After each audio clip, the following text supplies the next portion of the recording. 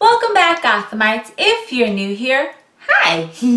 I'm London, aka History of the Batman. So this morning was quite eventful because we got the first full official trailer for Todd Phillips' standalone DC Comics film Joker, which stars Joaquin Phoenix in the title role as Arthur Fleck. I have many thoughts on this trailer.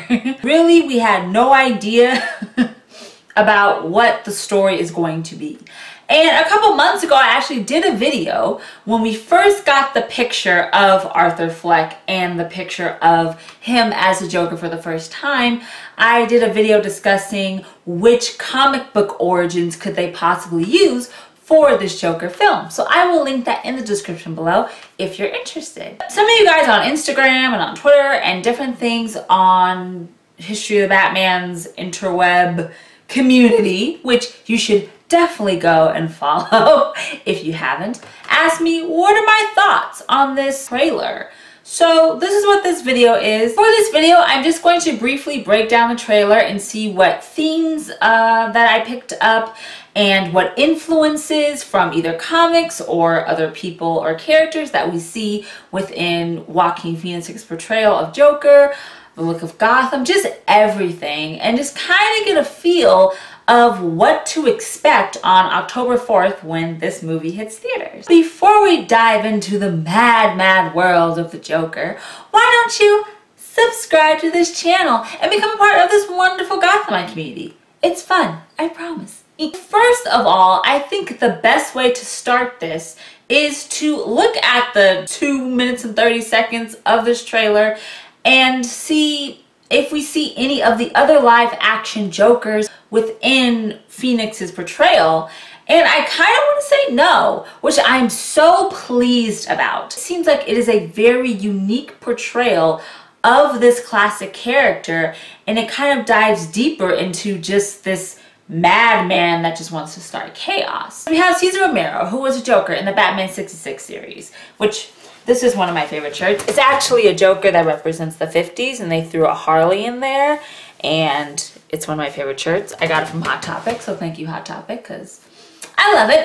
Anyway, Cesar Romero's Joker, of course, embodied the 60s Batman, the campiness, the high laughter, the just crazy colors, and was just very animated in a more happy, lighter side of the spectrum. Then we have Jack Nicholson, who was Jack Napier in the 1989 film Batman, alongside Michael Keaton, who played Bruce Wayne in Batman. And he was the gangster, smart con man that fell into the vat of chemicals and became the Joker and just started to wreak havoc on Gotham and decided, I'm gonna take over Gotham City. That was Jack Nicholson's portrayal, which of course transitioned greatly from the very light Cesar Romero, which is exactly what the creators wanted. Then we jump to Heath Ledger's Joker. His was just very erratic and random, and he had different origin stories why he is who he is, and he just embodied just randomness and craziness and chaos to a T.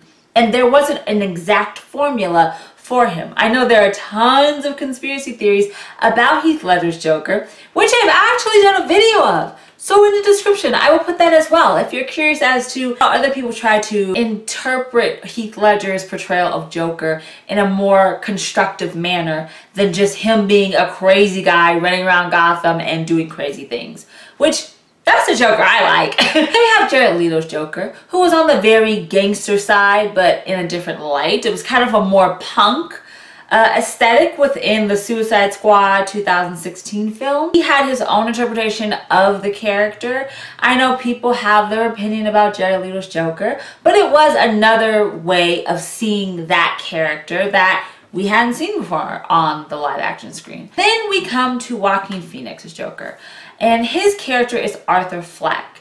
And if you have read Alan Moore's The Killing Joke especially, or even Brian Azzarello's Joker, you can see that we are looking at a man who is basically being beaten up, literally and figuratively, by society. The trailer starts out with almost him seeking some type of counsel. You can see throughout the trailer that he is kind of a failed comedian because you see him writing down jokes, you see him on stage, and You see him walking through Gotham and he is just sad and depressed. And throughout this entire trailer, you have the music of Smile and the tagline, put on a happy face, which I think is a perfect saying for this particular Joker. And you literally see him beaten up twice in the trailer. Once when a group of guys takes his sign because he's one of those sign twirlers outside of a store and beats him up in an alley, to when he's on the subway and he's hit and knocked down to the ground. He's not only being beaten up by society, by actual people beating him up and calling him a freak, but also he's failing at what he wants to do, and that's to make people happy, to make people smile, to be a successful comedian. I think the transition was in the trailer where he said that I always thought that my life was a tragedy, but I have learned that it's a comedy. And then you see that he's either going to become a successful entertainer in some regard. We're not sure. This is only 2 minutes and like 30 seconds. So you see that he transforms himself into what I suppose we would see as a Joker or the Joker, but it's not through chemicals. It's not from him falling into a vat. You literally see him dyeing his hair green. You see him putting on clown makeup. You see him trying to makeshift a smile, but just through makeup alone. But even when he tries to smile, it's almost as if it's hard for him to even make a smile. On the outside, he looks like this fun clown and he's entertaining, but then on the inside, he's still dark and depressed. The only way for him to be okay is that when he starts to change his life from being a tragedy to a comedy, I think that's when the chaos ensues and he starts to become more of a violent and maybe gritty being that the society that is within Gotham, that those guys beating him up on the subway have turned him into. Society itself, Gotham City, which I love the look of Gotham City. It's dark, it's dirty, it's gritty, it's not okay, it's dysfunctional, it's Gotham. That's Gotham in a nutshell. Even the powerful people in Gotham are judging probably either Arthur Fleck himself or maybe what he's doing as the Joker, wearing clown mask or wearing the makeup itself, because you see he's getting all these things left and right. And I believe in order for him to take control of his life and to make it better and to feel like he's somewhat noticed within society and not beaten up and almost in a way quote unquote respected, is to create chaos and just carnage. And I think that's where this film is going to go. The different motifs that I noticed within, of course, is the song Smile playing, Put on a Happy Face, because we know that is juxtaposed to Arthur Fleck's very bleak and grim life, and that he literally has to transform himself to put on a happy face, which is clearly a facade. I loved seeing Arkham Hospital in there, run down, crappy, and he's just going in there. And I love the fact that he's in the elevator where doctors have a patient strapped to a bed who's trying to escape, and he's just like, that's normal. And throughout the film, you see him kind of cracking a very fake smile, but you can still tell it is forced. It is not genuine. It is literally just, his life is just not what he thought it would be. And so he's going to transform himself into someone that people will notice for better or for probably worse. So overall, I do see this, of course, as an origin story, and it will take elements from Alan Moore's Killing Joke and even Brian Azzarello's Joker in the sense of him not being happy, because of course Azzarello's Joker, if you haven't read that graphic novel, is really, really dark. So get ready. But you can tell within that story that Joker, even though he's, you know, having sex and doing drugs and killing and going around Gotham just being crazy, deep down inside he's lost and he's just not okay. And I feel like that's kind of the very foundation of Joker. You can look at Joker as a chaotic person who, oh, I don't have any rhyme or reason for doing what I'm doing. I'm just being crazy because why not? But then a lot of stories will show that deep down inside, he is a hurt man.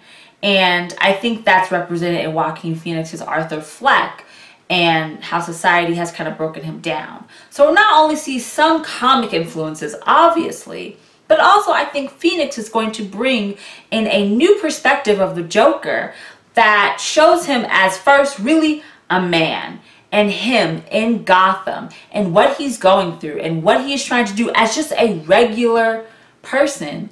And then we'll see that transformation, whether it's part of his psychosis or due to society or both. I think that'll transform him into becoming the Joker that we see walking down the hallway with kind of a swag and going into the elevator at the end of the trailer. I loved it. I'm not gonna lie. I think it's gonna be dark and gritty, but I love Joaquin Phoenix as an actor. I am a fan of his films, and I personally think that he is going to bring a depth to this Joker that maybe we haven't seen before or realized that there could be a depth to Joker. Because I know people love Heath Ledger because he's just crazy. He's just, you know, I'm just gonna blow up a boat. I'm gonna blow up a hospital. I'm gonna steal this bus. I'm gonna rob this bank. And it's very random. And I know people like that, and I do too. But I like the fact that with Todd Phillips' film, he's literally going to try to deconstruct this regular man and show how either his mind or his emotions or society around him or just what he's given in life turns him into this character. And it can be from even Alan Moore's Killing Joke. It's just one bad day that'll change your entire life. And I think we're going to see that on a whole new level. And I'm very excited to see more of this film. I know with the DC films right now, like Aquaman and Shazam, which I saw during WonderCon, and it is amazing and so much fun. Those are fun films. This is not. It's going to be a great film, I think, just from what I've seen, but it's not a happy film. He says that his life is a tragedy, but really it's a comedy. And sure, comedy is a word where you would think, oh, ha ha, but it's gonna be like, ooh, ha ha. You know what I mean? Well, thank you, if you have watched this, for watching my analysis of the first official Joker trailer. And of course, Joker, which stars Joaquin Phoenix, is going to be in theaters October 4th. So you have plenty of time to speculate what this film is going to be about, the vibe, all of it. And I'm sure we'll be seeing more and more as the months go on. If you enjoyed this very rambly video, why don't you give it a bat thumbs up.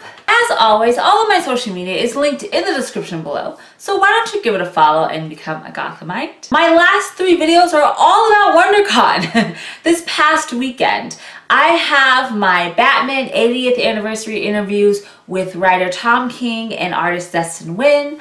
I filmed the entire Happy Birthday Batman panel, so if you either weren't able to go to WonderCon or attend the panel, I was lucky enough, thanks to DC Comics, to be in the front row and to experience the very, very awesome celebration of Batman. If you want to check it out, that is there as well. And I also interviewed Legion M's Terry Luberoff, who is the COO, and I talked to her about their awesome entertainment company and the Jay and Silent Bob reboot, their other film projects, the Stan Lee tribute that they did here in Los Angeles, which was beautiful, and what's to come for their company and what they're doing that is a fan-geared company, which I absolutely love. And Terry is just amazing. All 3 of those videos are on my channel right now.